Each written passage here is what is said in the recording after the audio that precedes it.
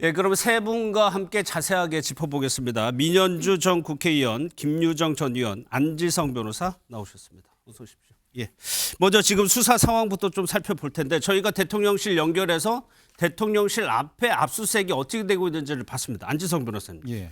글쎄요, 지금 아직까지는 그 평소 저희가 봐왔던 경찰의 압수수색 네네. 그 과정은 아닌 것 같아요. 대통령실이다 보니까요. 그렇습니다. 일단 대통령실 같은 어떤 특정 기관에 대해서는 저희 형사소송법이 압수수색하면서 좀 제한을 걸어두고 있는데요. 예. 책임자의 승인이라는 요건을 두고 있습니다. 다만 제가 한 가지 짚고 싶은 것은 해당 법조항 자체가 사실 우리 입법자가 이러한 상황까지는 대비를 못했던 것으로 보이거든요. 예. 해당 법조항은 사실은 수사기관이 어떤 불순한 정치적 의도를 가지고 그런 국가기밀기관의 어떤 압수수색을 통해서 정보를 빼내려 했을 때 그런 조치에 대한 어떤 제한을 위해서 사실은 그런 책임자의 승인이라는 요건을 달아놓은 것인데 지금과 같은 상황을 사실 예정하고 있지는 않죠. 근데 그 조항을 핑계로 사실은 계속해서 지금 5시간 넘게 대치를 하고 있다는 것은 그 5시간이라는 시간은 상당한 긴 시간이거든요.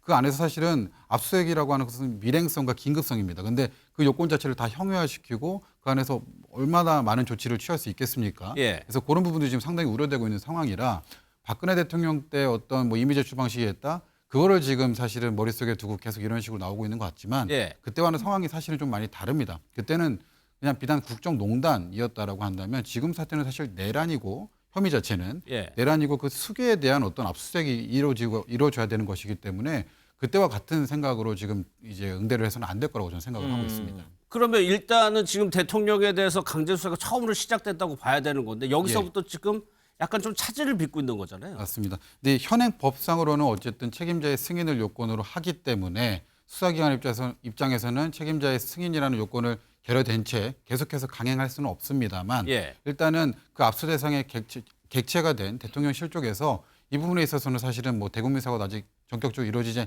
않았지만 그런 부분에서부터 일단은 실마리를 하나씩 풀어가면서 수사 협조하는 모습을 보여야 되지 않을까 저는 그렇게 판단하고 있습니다. 현재는 지금 경호처의 저지로 인해서 경내에는 진입을 못하고 있는 상황인데 민현주 의원, 예전의 사례들을 보면 예전에 청와대였죠. 청와대 압수수색을 하러 갔을 때는 이런 광경이 자주 펼쳐졌었어요.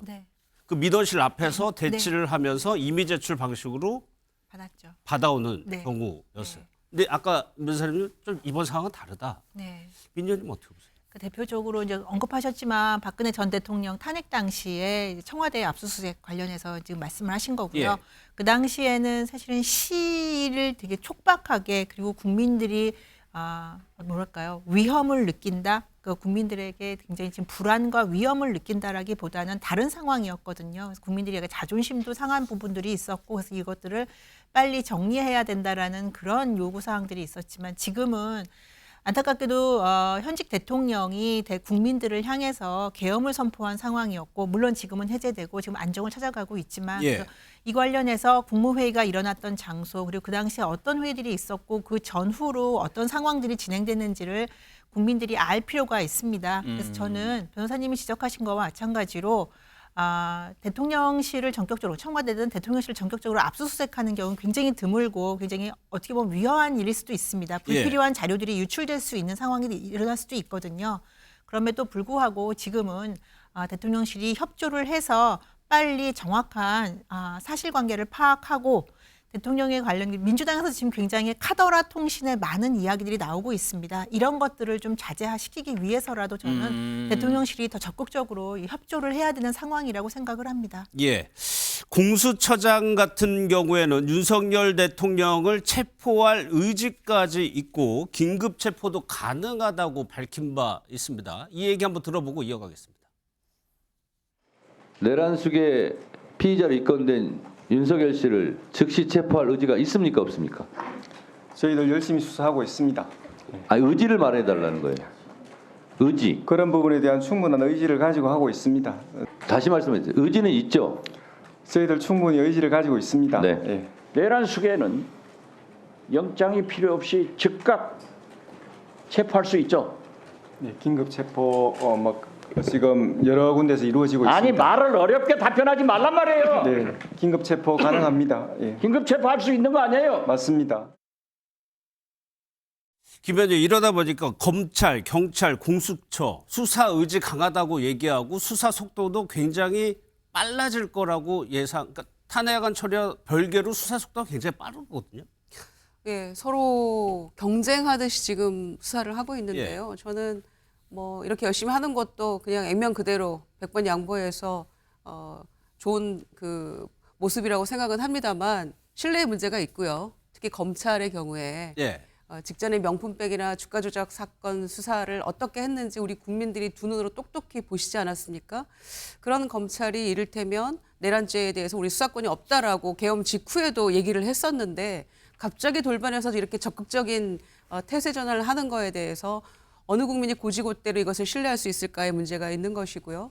그리고 뭐 경찰할 것이 다 나서는데 수사의 효율성이 저는 가장 중요하다고 생각합니다. 예. 그 점에서 이제 그 상설특검 통과됐잖아요. 비상계엄 관련해서 특검으로 이제 좀 그 합동수사본부 형태로 좀 꾸려져 가지고 일어날 필요가 좀 충분히 있는 것 같고요.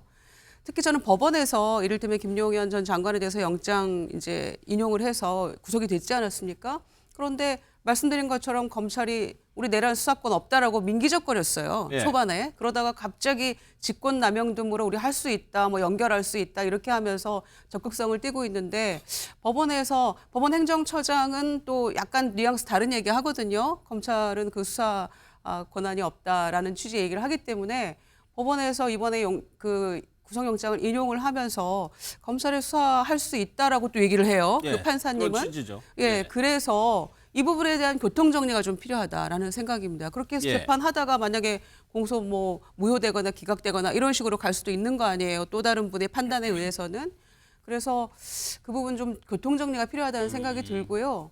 그 대통령이 12월 7일 아침에 1분 50초짜리 무슨 대국민 담화 내면서 절박해서 계엄을 했다는 얘기하고 송구하다 이렇게 얘기를 했고 법적 정치적 책임지겠다고 했는데 지금 대통령실 압수수색 관련해가지고 저렇게 몇 시간째 대치하는 것은 예. 조금도 송구하거나 죄송하지 않다는 반증을이라고 저는 생각해요. 예. 여전히 그 담화문 이전에 들려왔던 내가 뭘 잘못했냐라는 그 입장에서 한치도 저는 벗어나지 않다고 생각하거든요. 예. 압수수색 적극 협조해서 12월 3일 밤에 계엄 선포하고 나서 이후에 뭐 해제되고 나서도 합참 지하 벙커도 가고 여러 가지 동선이 있지 않습니까? 대통령에.